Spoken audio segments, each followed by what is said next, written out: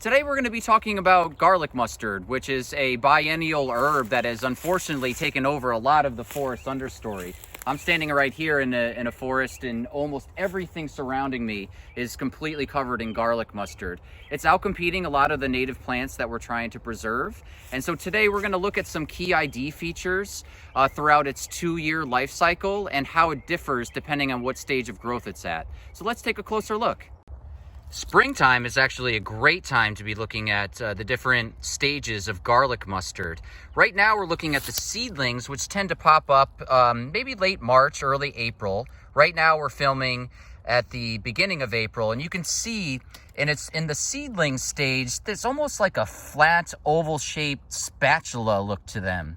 And then eventually they're going to end up growing into rosettes. And that rosette stage you'll start to see over here. Again, it's more like scalloped edges to it. It's a little bit of a fuller shape. And then eventually we'll start growing into something that looks more noticeable, or what you might see at this time of year. This is the rosette stage again. And during its first year of growth, it's going to look like this. It could be about 2 to 4 inches off of the ground. And again, these scalloped edges that you will see on it are the key identifying feature. If I touch this, it's not very hairy. So that's a good way to tell from a lot of the lookalikes that you may confuse it with, like violets or ground ivy or something. It's just not a hairy structure to it. One of the also distinguishing features is if you crush it up, it'll actually smell like garlic. All right, so if we look around here, you'll also see its second year of growth. So during the first year, it'll go from that like seedling phase to its rosette phase. Those rosettes will grow even larger. Then over winter, it might stay green. And then eventually it's going to grow into its second year. And its second year, it does something that calls bolts. So it bolts straight upwards. And as you can see, the leaves will start to actually take on a more triangular shape to it. So versus the rosettes, which you can kind of see that kind of the more rounded rosette look is more like this, like rounded, scalloped edges. But by year 2, it's going to start looking a little bit more triangular, and you can start to see the buds on top that are going to end up being the flowering part of that structure of the garlic mustard.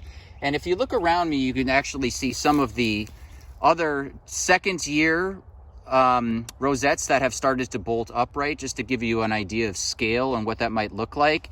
And actually in a couple of weeks, you're going to start to see these turn white, and those flowers on the top and the clusters. They tend to grow as a single stem, but in disturbed areas, they can actually have multiple stems coming from one plant. And in a second, I will show you the Lookalikes, or what ends up happening that once the leaves fall off and around midsummer, they start to get more of a stalk-like appearance to it. So just scanning the environment around us, we can start to see that there are some second-year growth patterns to garlic mustard. And then we can go back to the more rosette look of the first year of growth. Finally, I wanted to show you the appearance of what garlic mustard looks like after it has lost its leaves.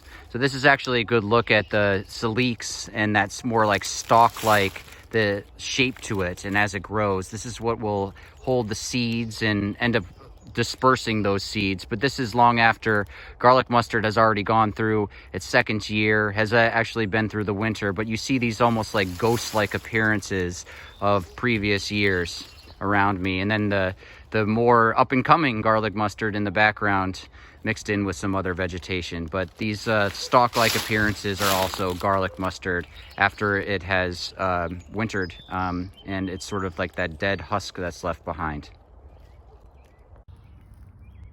Garlic mustard lookalike alert.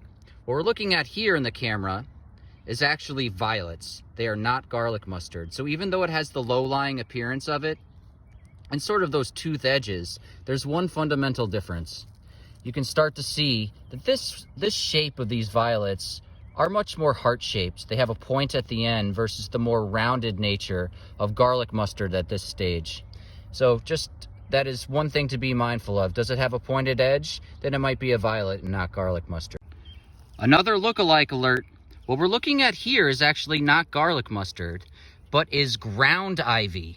Ground ivy has that sort of like scalloped edge appearance to it, but it tends to sprawl out more sideways than garlic mustard. And you can see these telltale purple flowers that tend to come along with the ground ivy. As you can see to my left here, you can start to see garlic mustard in the scale. Garlic mustard tends to grow much taller. We'll have those, again, that take on in its second year of growth, almost that more triangular shape to it, versus ground ivy really tends to hug the ground and has just a slightly different growth pattern of the more sprawling appearance. Also, ground ivy tends to be formed more on grasses and lawns versus out in the forest.